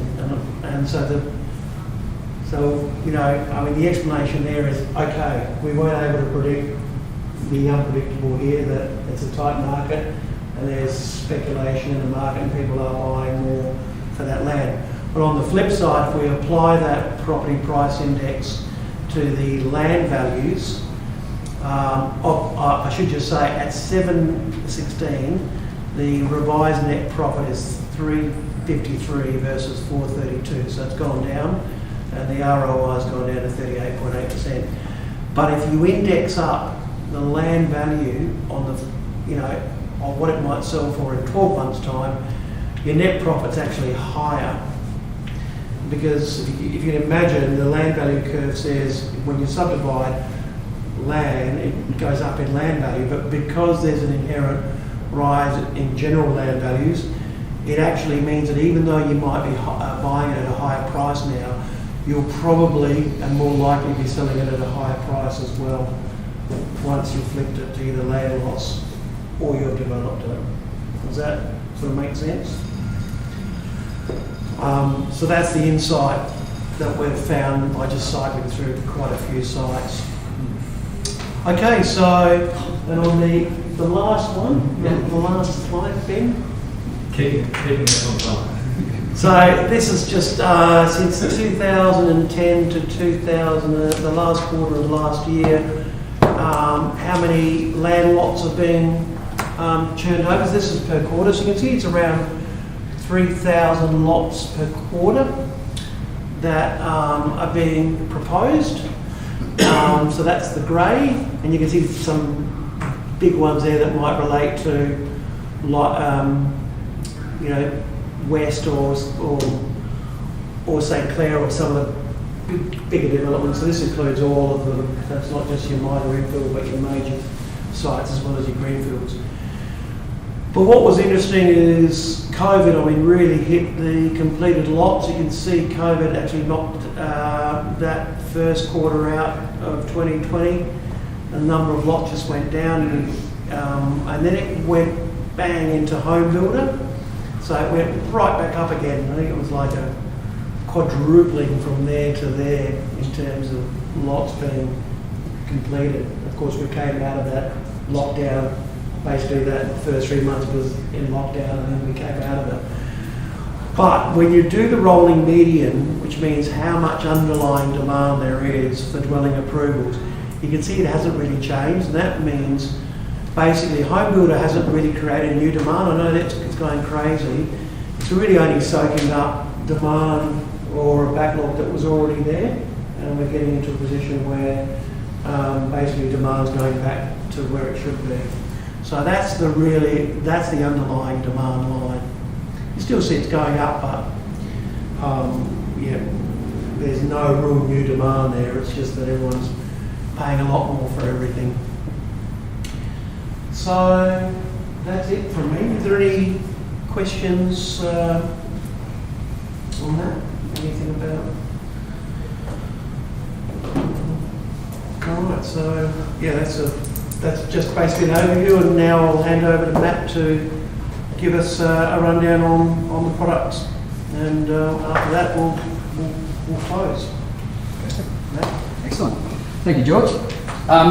Guys, Matt, I'm head of panel management and sales here at Point Data, so I take all of the smarts, all of the technology, and try and put it into your hands in a simplistic way to be able to give you your time back, or try and fill some gaps within your existing structures, or even try and find some efficiencies as well.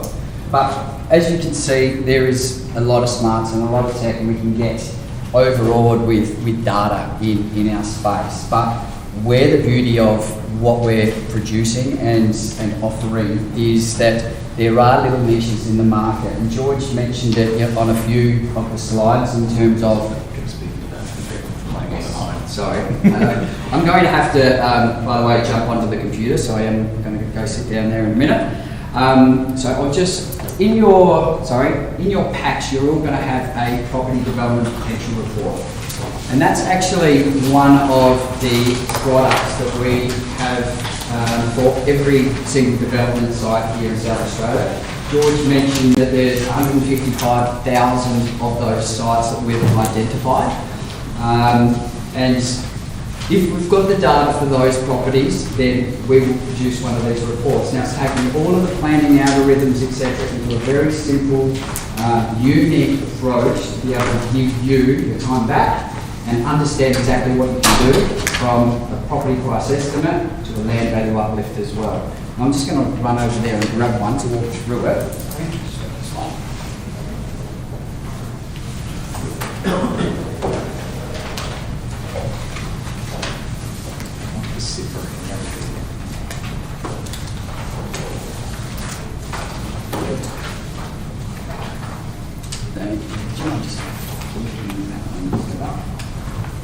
Excellent. So before I quickly run through this as well, the second slide that we showed today was about how can you become more efficient and save time and costs. All right. So using all of our smarts by identifying more development sites, and I'll go through how we do that in another one of our products, but also seeking further information of what you've got access to at the moment to be able to get you to a go or no-go position on the sites that you either drive past in your day-to-day process, whether or not you've got a real estate agent on your books who picks up the phone and says, hey, I've got this development site. You're sitting on site, you're sitting up work. I know in this room we've got people at different stages of their development cycles or companies themselves. We've got startups, we've got builders, have we got any real estate agents actually in here today? Real estate agent, Shasya? Perfect, excellent. I'll go easy on real estate agents for now then. But I'll try and give you some actual insights into how we can manipulate some of or look at some data and some stats from on-market listings as well to be able to understand where those great buys are. Okay. What does the planning and design code mean for development potential, and how we can really identify and streamline where we need to focus within that sphere as well. So we'll cover off that in some of our products. And how do we accelerate the process of finding profitable sites? And that's where one of these reports, the Property Development Potential Report, will be able to get you to a position faster so you can actually put time back into your business. And when is the right time to actually develop that property? Okay, so we'll uncover that. So you've got the Development Potential Report in front of you. And in that, it is actually a sample report. So we're looking at 45 Pretend Avenue here in Adelaide for now. So with this report, which I'll show you how to get access to, etc. It's very easy. You can do it on your phone, you can do it on your desktop, or you can even do it on your iPad if you want. By going onto our platform, Valerie, which we saw that beautiful video before, you can simply type in an address, and in this instance, 45 Pretend Avenue. From there, we obviously get the lot size, we get the street frontage and the year built, and the council name as well, or the LGA. Through our AVMs, we're giving you the property price estimate as that house sits on that property, on that block of land in situ.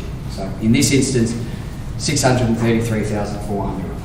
But again, going into the importance of that land value to understand whether or not we should look at it, or how quickly we get to the position of, is it profitable from a subdivision point of view. In this instance, we've even cut it down to a per square metre rate, and in this instance, 757, and I'll come back to that in a minute. So we're giving you how much the actual property has appreciated, or how much the land in this instance has appreciated.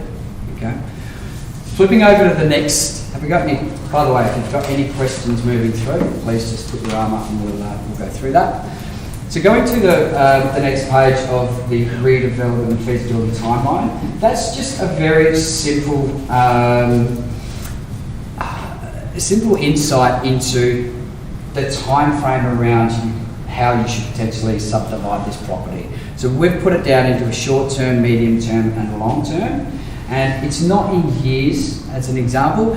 However, the correlation between the land price and also the property price, the closer they are to one, then it's a knockdown rebuild, as an example. If, for instance, it's at a 1.3 to 1.2, you might think about land banking, like George mentioned before, if it's rentable, etc., or even if you're going through a longer period, like Sasha, this gentleman said, where you're really trying to push the boundaries to squeeze that extra yield of a group dwelling to get it from 4 to 5 or 5 to 6 as an example. You've still got confidence that that medium term is going to help you with your bottom line. Fantastically in here as well, we don't have to download or go to SAPA or ring council to be able to understand what we can do on this property. We're giving you the summary, the zoning code or the zoning areas, etc. So in this instance, we're looking at the housing diversity neighbourhood. So we're bringing it all into one stop very quickly where you've got that information. Also looking at the overlays that Ben mentioned before as well. Very easily for you to read. We bring in all of those planning restraints and what can actually be done in this location on the next page. So we're looking at detached, semi-detached, road, groups, etc. So in that neighbourhood that we've just mentioned on the last page. Also going on to the dwelling types, if you need familiarity with that in terms of the detached, semi-detached, but more specific in relation to this site in general, we're looking at what can actually happen on this site. So we're listing out all the possibilities. So if you're looking at a group dwelling, if you want to flip it 1 into 2, if you want to build that into road dwellings, we will list every single option that you've got there. It is absolute as well. So if we miss out by 5 to 10%, then you'll be able to go back to that first table and use your smarts to be able to work out whether or not you actually want to challenge that, etc. But we're using absolutes here. If you don't mind scrolling down there for me, Ben. We also highlight what is the most profitable within this development site. So on this one, as an example, we can get 5 group dwellings on here. We're going to cut it up into 155 square metre allotments, which then we take the estimated per square metre price from 757, which I highlighted earlier, and we're doubling that to over 1,537 on this property, which reflects there in 103% uplift. And we also give you, like George was mentioning, we're tying it all together here with this product, that it's a $230,000 sell price for this block of land. Obviously with the group, we need to build it out, however it's going to help you with your feasibility. Yes. Does it take into consideration what precedences of properties that have been developed over the past 12 months and what has... In that area? Yes, in that area. It's a very good question. In terms of pushing the boundaries from a development point of view, no. However, having a look at how we've come to that land value, absolutely. We're looking at what has sold in the area to then get to pulling upon thousands of those different data points, putting it in for that new valuation. That happens, like George said, 700,000 properties across South Australia every week. So there's an example in here which I'll highlight again in a minute, where I've put together a spreadsheet that had a number, so an estimation, property price estimation on there. I downloaded the report today and the actual property price estimate has increased as a result over 1 week, as a result of the sales that were ingested into our AI or into Valerie and then spat that report out. So yes, it is constantly changing. If you were to go into Pretend Street today and that was a real property and you did that 2 weeks ago, it would absolutely update based on recent sales history. The reason for my question is the example you've got, the adjacent property is this like row and 4 dwellings or something like that. Yes. So, yeah, I just want to understand if it takes that into It consideration. would have taken into account those 4, is it 4 dwellings? Yeah. It would have taken into account those 4 land lots. Yeah. It would have ingested that in. Okay. It would have, and the closer the adjacent subdivisions, the more influence it has on the price as well. So, yeah.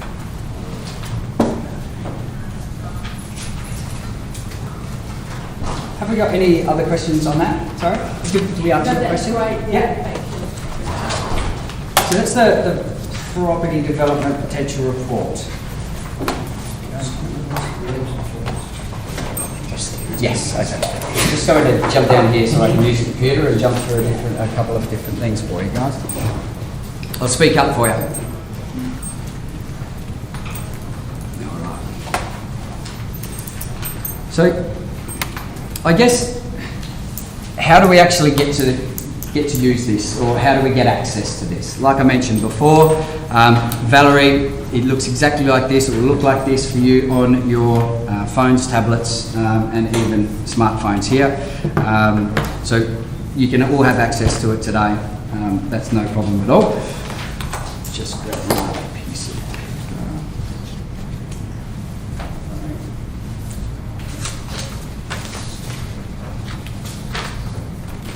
I'll give you a live demonstration of how easy this is to use. I've had a look at this property today, Levy Street West. Simply go down into here, search.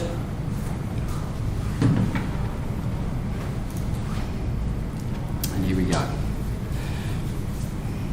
Take a little bit to download the picture.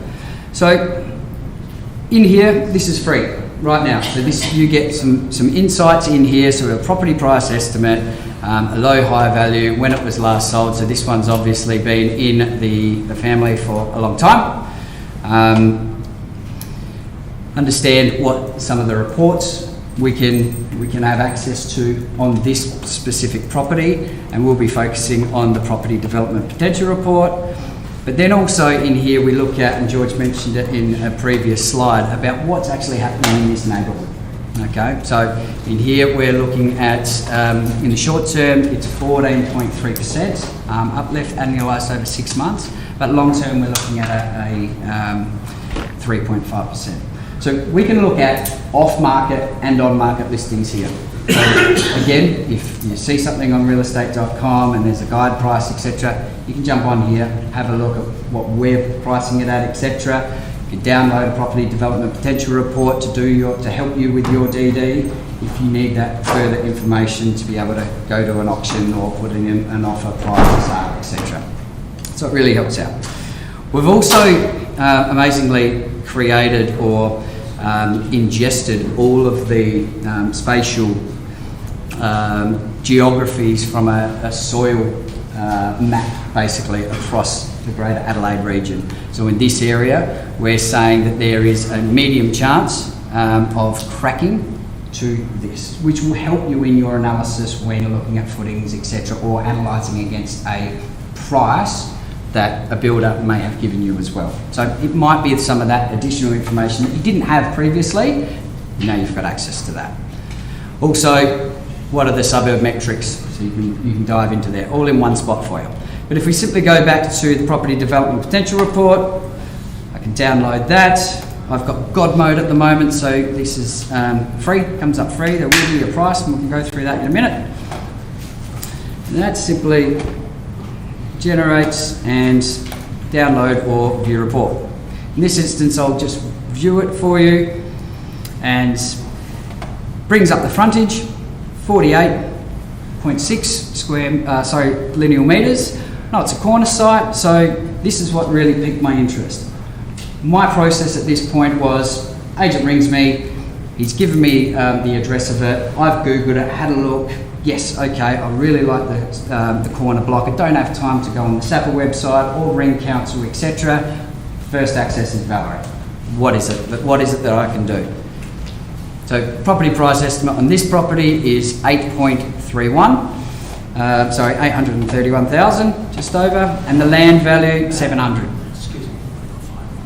Sure. Cool. Gives us all the planning and zoning, which I mentioned before, but also the detached, semi-detached groups, rows, etc. Okay. So that's just how easy it is to download a report, property development potential report, to be able to give you further insights.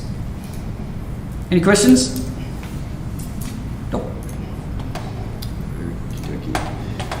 The other one that we, like George mentioned earlier, is the on-market. There seems to be a lot of people have got an idea that as soon as the property goes to market, then it's lost all of profitability, as an example. It's been washed through a few developers, etc., etc.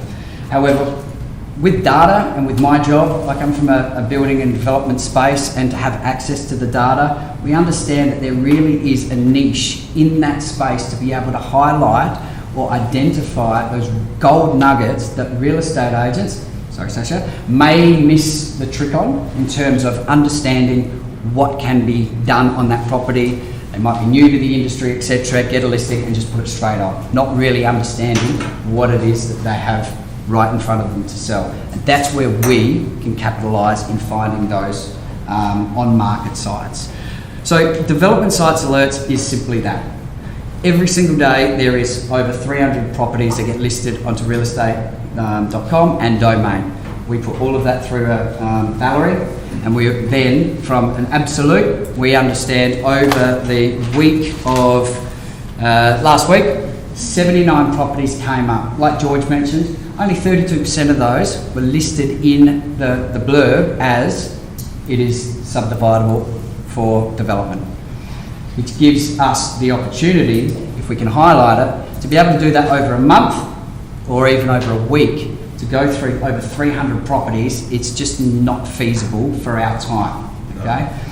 So if we could create a product that emails it to you every single day of all of the listings within the last 24 hours, it gives you our property price estimate, it gives you a link to the actual site that the agent has put up.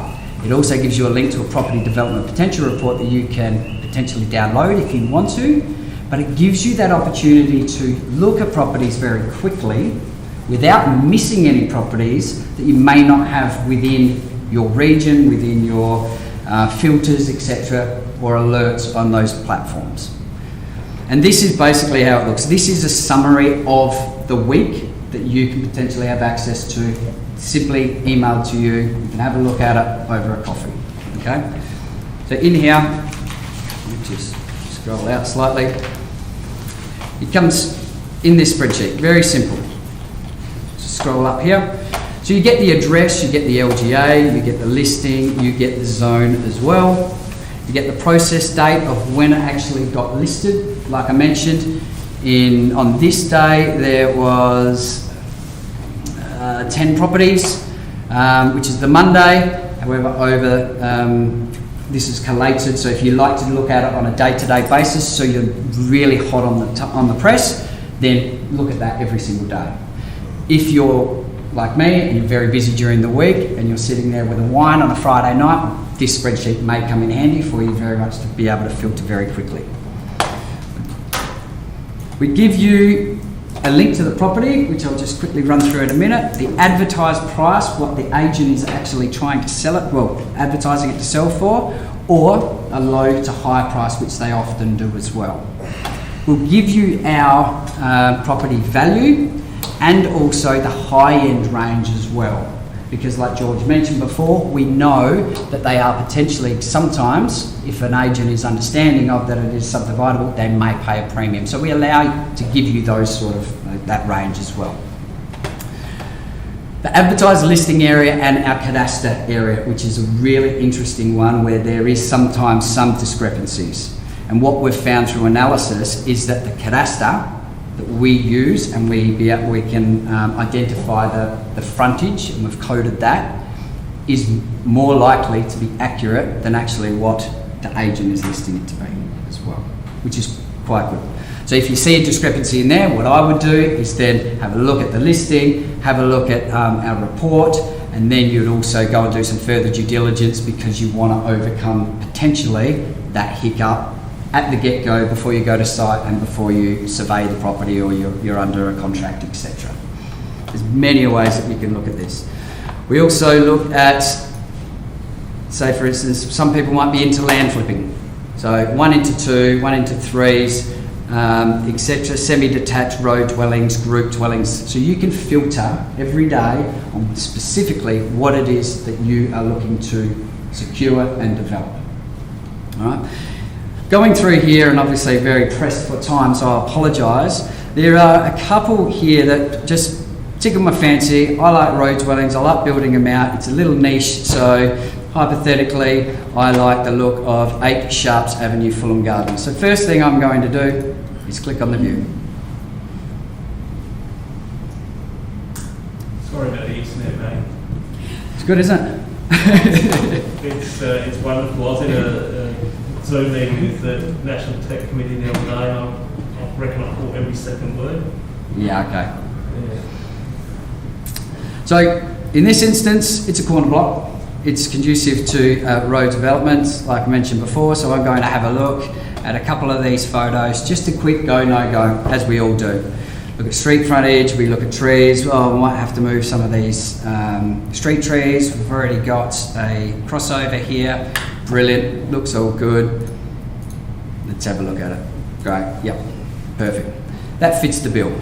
So if I want to look into that a bit further, I can type that into Valerie, have a look at the trends in the area, or very simply for you, if it's one of 2 or 3 or 4 for that week, we give you a link straight to Valerie, straight to that property. We can go and download that property development potential report so you understand the land economics behind that as well. Okay. Interestingly, last one here, and this highlights one of my really pain points with developers. Hope Valley, the real estate agent, with real estate agents. Hope Valley, in this instance, the real estate agent allotment with a 12 metre frontage. 20 metre frontage. The reason why I highlight that is because I've already gone in and downloaded this report for you. Hope Valley. We've actually looked at this property and it's got a 21.3 metre frontage. Okay. Yes, there's a swimming pool that we need to factor in, etc. However, that 1.3 metres that real estate agent is missing actually allows another row dwelling and makes the profitability of this property exponential. So, it can be just small little things and makes a serious amount of absolutely. change. Yeah. So let's say, for instance, you couldn't get a row in there. Scroll down here. Then you're only making 51% on a land flip if you were to purchase it at our estimated price. And he is undervaluing this compared to what we are estimating this at. However, we now know that this can be a row dwelling. Split this up, Torrens title row, etc., or build it out, etc. Look at this. We're looking at a 91% land value uplift because of a discrepancy that a real estate agent isn't actually picking up on. Sure. So that highlights my point in terms of there is a misconception out in the marketplace that, and it's great for everyone sitting in this room now, you're privy to it, that I did an analysis in April very quickly, and I've got some figures here. There was 367 properties that were listed and we picked up as development sites. Out of those, this was in April, so we went back and had a look at the sold figures. Out of those, 37 were still profitable by paying overs. Those 37 properties, at that point, 4 properties by still paying overs with a net profit of $200,000 just in land value uplift. 9 properties made between $100,000 and $200,000 in net land value uplift, and another 9 made $50,000 to $100,000 in property in net profit from a land value uplift. So that is the power of on market now. Yes, okay, the market is hot, but we can use this data to be able to look at the trends, but also, very importantly, identify more properties on market and also still entertaining off-market properties as well. Make sense? So, sorry, I'll go back here. We'll wrap this all up right now. Development sites, that was the demo. So just recapping, you get a daily email alert, summary spreadsheet, full access to Valerie as well.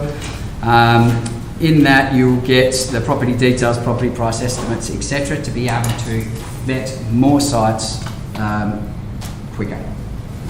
And this is it. This is the offer what we've got today. So for a 12-month contract with the property development alerts for $225 a month, free Valerie subscription and 50% off all reports, which takes the property development potential report from $169 down to $84.50. Okay, on every one of those. You don't need to download it for all of the properties, but just the ones that you really want to look into. I think for if you're picking up one property every three months or once a month, that's a very, very good investment to me. For 6 months, I know that people don't like to lock themselves in for the same offer. For 6 months, it's a $315 a month investment for you. You still get the free Valerie subscription and also 50% discount on all of the reports. Okay. You have those flyers within your, those offerings within your packs there today. It is an expression of interest. This is hot off the press, this development sites alerts. We are looking to launch on the 1st of September to be able to automate this process and send it out. So you guys will be the first ones here in South Australia and soon to be WA and Victoria. So if you're thinking about it and you don't want to commit tonight, pick up the phone, have a chat with me and we can talk about it a little bit further. But thank you very much. I can talk about it all day. That is the end of me. If you've got any questions, please raise your hand. Thank you for your time. And I'll hand over to Ben. Perfect. Thanks, Matt. And thank you very much, everyone, for coming on this evening. We have run over, so we won't open it up to any more questions or alike. But in those packages, you've got all of our contact details and we'd love to speak to you if you've got more detailed questions about either anything that was presented or anything that the products that Matt has presented there as well. So there is the survey there as well. If you wouldn't mind either filling that in now and providing. Sorry, I'll come around and give you a survey. I thought Marissa or someone had put them in. I think it looks something like that one. Oh, is it? Yes, it is. So that's fantastic. But, look, thank you very much on behalf of Point Data for your time this evening. Yeah, thanks guys, really a great session, and any members out there, feel free to reach out to us. Obviously we've launched the training service, got some nice synergy with these guys now. Really hope to be able to help you out. Indeed, to satisfy approval in 5 days is much more valuable than a potentially 70-day performance assessed council assessment panel, angry neighbours, potentially process where you might get a refusal. So we can certainly help steer you in the right direction. Hope that was as informative for everyone as it was for me. And George saying we've had a free trial. Yes, no, you can get onto Valerie and it's a 14-day free trial. However, if you sign up to this deal, obviously you get Valerie as well for 12 months or 6 months. Whatever it is. What was on the file? Obviously, Well, the spreadsheet will just, pick up. I think it's improvement. That's really good. Yeah, so we'll take it. Great. So if you just I'll send you an email tomorrow. Because I'll just send you the details of the invoice. We'll do that. Yeah, so we do. And I'll chat to a couple of other people that I know that'll be really interested, maybe some architects and stuff too. I think maybe we should pitch them too. Yeah, that's all right. So I'll email you tomorrow.